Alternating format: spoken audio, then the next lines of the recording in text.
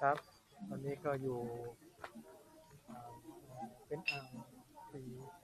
นะครับเป็นสอนไลท์ออสเตย์ครับผมก็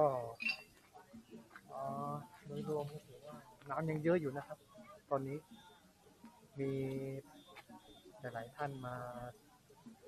กางเต็นท์นะครับแล้วก็มาเที่ยวนะประมาณนี้ครับน้ำยังเต็มอ่างอยู่นะครับ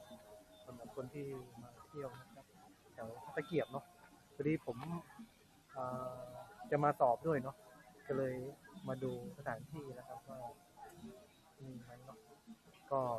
สำหรับคนที่กางเต็นท์เนาะแนะนำนะครับก็บรรยากาศดีครับคุณเย็นแล้วก็จะมีในส่วนที่ว่าเป็นร้านค้าเหมือนกันเนาะเด็กมาเที่ยวกันเยอะเลยครับบรรยากาศดีครับตอนเย็นๆเนาะก็อยากให้มาก่อนสักก่อนพระอาทิตย์ตกเนาะแสงสวยมากเลยนะครับประมาณนี้ครับ